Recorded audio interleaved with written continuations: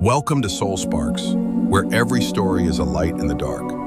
In a world that moves fast, we slow down to listen, to reflect, to grow. Through the eyes of a humble monk, we explore life's deepest questions, one short story at a time. Here, failure becomes fuel, silence becomes strength, and even the smallest moment becomes a spark of wisdom. Call to action. Subscribe now and journey inward, because your soul deserves a story that awakens it.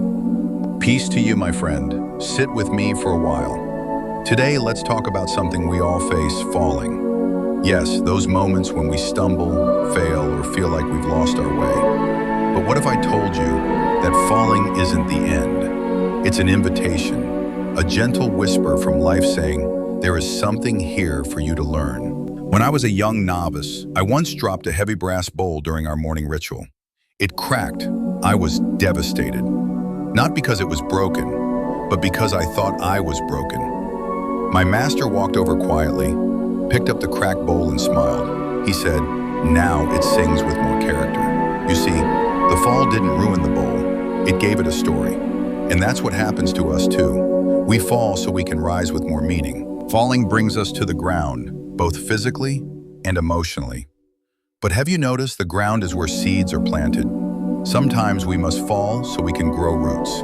In silence, in stillness, we learn what truly matters. We discover humility, patience, and resilience, not from our victories, but from our scars. Most of our suffering comes from clinging to success, to control, to how we believe life should go. A student once asked me, "Master, how can I avoid failure?" I said, "Try walking without ever tripping.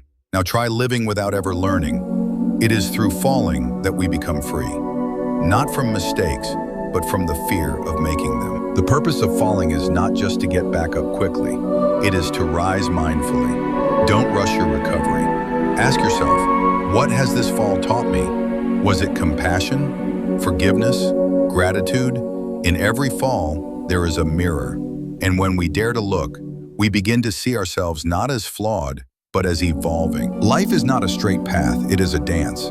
And in dancing, sometimes we spin, sometimes we stumble. But the beauty is in moving forward, no matter how messy the step. Even the moon falls behind clouds, but it never stops shining. So why do we fall? We fall to pause, to listen, to realign, to remember that life is not about avoiding pain, but learning to transform it. And every time you rise stronger, wiser, and closer to who you are meant to be. You are not your fall. You are your rising.